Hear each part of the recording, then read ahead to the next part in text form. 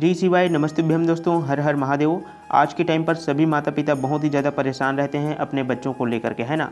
तो सावन के महीने में हल्दी और चावल का उपाय आप लोग अपने बच्चों को सुधारने के लिए, अपने बच्चों को बुद्धिमान बनाने के लिए, अपने बच्चों का मानसिक स्थिति को सुधारने के लिए आप लोग हल्दी और चावल के उपाय को कर सकते हैं, जिस उपाय को गुरु जी ने अपनी शिव महापुराण कथा में बताया है ना।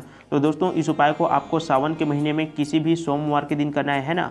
तो इस उपाय को आपको ध्यान से सुनना है, समझना है, उसके बाद में ही इस उपाय को करना है ना। आज के टाइम पर सभी माता पिता अपने बच्चों को लेकर के बहुत ही ज़्यादा परेशान रहते हैं। कुछ माता पिता परेशान रहते हैं कि हमारा बच्चा बहुत ही ज़्यादा जिद्दी स्वभाव का है, बिल्कुल भी कहना नहीं मानता है। कुछ माता पिता परेशान रहते हैं कि मेरा बच्चा बहुत ज़्यादा गुस्सा करता है, कुछ भी कहने जाओ तो मुंह फुला करके बैठ जाता है, बात करना तक बंद कर देता है। और कुछ माता पिता परेशान रहते हैं कि मेरा बच्चा पढ़ता लिखता ही नहीं है, पढ़ने के लिए बैठता है तो पता नहीं ध्यान कहाँ रहता है ना। मतलब पढ़ाई में उसका मन बिल्कुल भी नहीं लगता है। तो माता पिता की ऐसी परेशानियों को दूर करने के लिए आज हम आपको बहुत ही अचूक सा उपाय बताने वाले हैं। और आजकल के समय में बच्चों की सबसे बड़ी परेशानी है मोबाइल, क्योंकि आजकल बच्चे दिन भर मोबाइल में व्यस्त रहते हैं, तरह तरह के वीडियोस देखते हैं, लेकिन पढ़ाई लिखाई बिल्कुल भी नहीं करते हैं, है ना।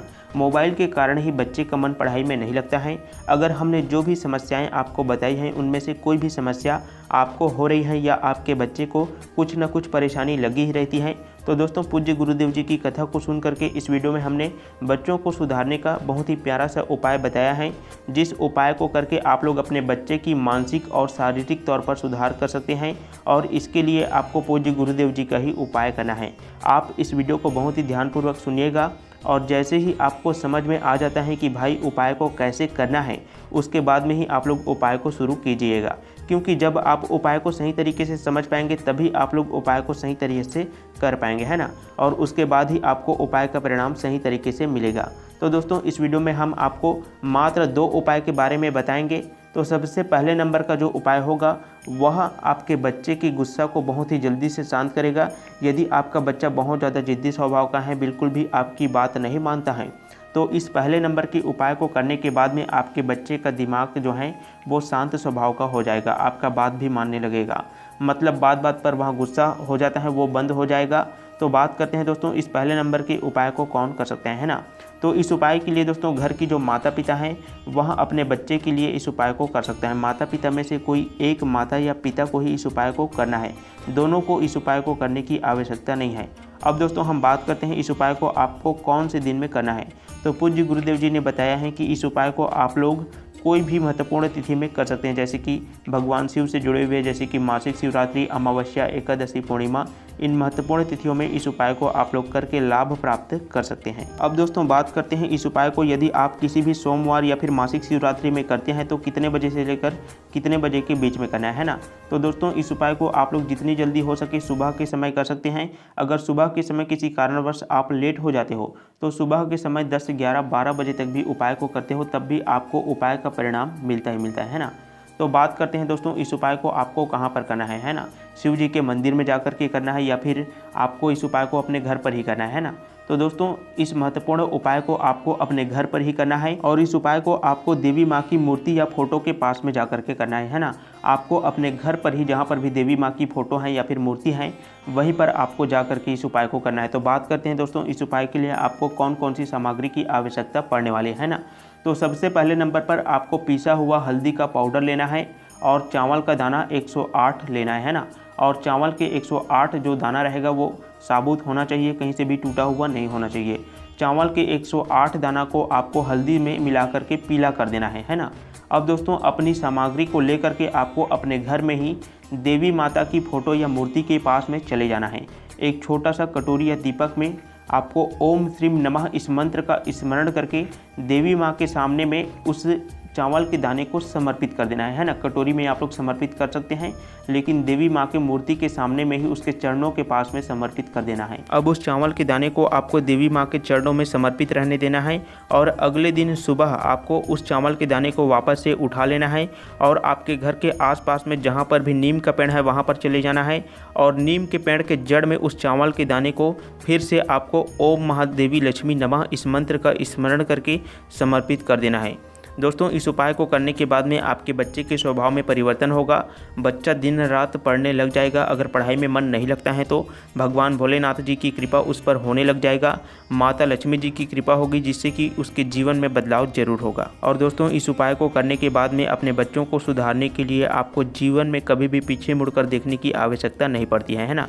तो दोस्तों यहाँ पर हमने आपको पहले नंबर के उपाय को बहुत ही अच्छे तरीके से बता दिया है।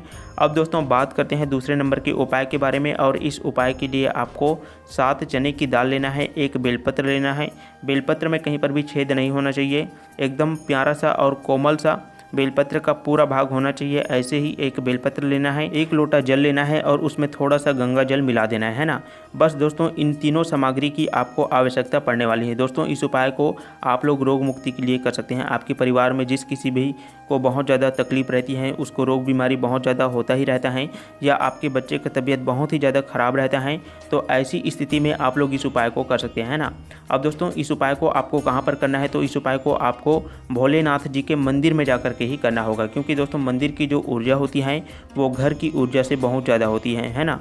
तो जैसे ही आप लोग शिवलिंग के पास में पहुंच जाते हैं तो सबसे पहले आपको अपने बेलपत्र को अपने हाथ में उठा लेना है ना। और बेलपत्र को शिवलिंग में माता अशोक सुंदरी जी के स्थान में कुंदकेश्वर महादेव जी का स्मरण करके और अपने बच्चे का स्मरण करके कि हमारे बच्चे का तबीयत बहुत ही जल्दी से ठीक हो, ऐसी प्रार्थना करने के बाद में बेलपत्र को आपको समर्पित कर देना है। उसके बाद में आपको उस जल को आपको कुंदकेश्वर महादेव जी का स्मरण करके शिव जी के शिवलिंग के ऊपर में धीरे धीरे करके समर्पित कर देना है। और उसके बाद में दोस्तों अंत में आपको 7 चने की दाल को भी कुंदकेश्वर महादेव जी का स्मरण करके समर्पित कर देना है। जैसे ही आप 7 चने की दाल को समर्पित करते हैं तो कुछ समय तक आपको शिव जी से प्रार्थना करना है कि हमारे बच्चे का जो तबीयत, या आपके परिवार में जिस किसी का भी तबीयत बहुत ज़्यादा ख़राब रहता है उस व्यक्ति का आपको स्मरण कर लेना है ना। और शिव जी से प्रार्थना करना है कि हमारे इस घर का जो व्यक्ति है, जो रोगी व्यक्ति है, उसका तबीयत बहुत ही जल्दी से ठीक हो, हमारे बच्चे का तबीयत बहुत ही जल्दी से ठीक हो। ऐसी प्रार्थना करने के बाद में मात्र औषधि के रूप में आपको 7 चने की दाल को वापस से उठाकर आपको अपने घर पर आ जाना है। और जो भी व्यक्ति रोग बीमारी से बहुत ज़्यादा परेशान है, यदि आपका बच्चा बहुत ज़्यादा रोग बीमारी से परेशान है, तो दोस्तों उसको आपको 7 दिन तक 7 चने की दाल को एक एक करके सुबह के समय खिलाना है। बस दोस्तों इतना सही उपाय करने के बाद में आपके बच्चे की रोग बीमारी से संबंधित हर प्रकार की समस्या बहुत ही जल्दी से दूर हो जाती हैं। तो दोस्तों इस वीडियो में हमने बच्चों को सुधारने वाला और बच्चों को रोग बीमारी से दूर करने वाले 2 उपाय के बारे में बहुत ही अच्छी तरह से जानकारी दे दिया है ना। इस उपाय से संबंधित आपके मन में कोई प्रश्न है तो आप लोग कमेंट करके पूछ सकते हैं। बाकी उपाय को आप लोग भगवान भोलेनाथ जी पर विश्वास रख के जरूर कीजिएगा, आपकी समस्याओं का अंत जरूर होगा। तो दोस्तों श्री शिवाय नमस्तुभ्यम, हर हर महादेव।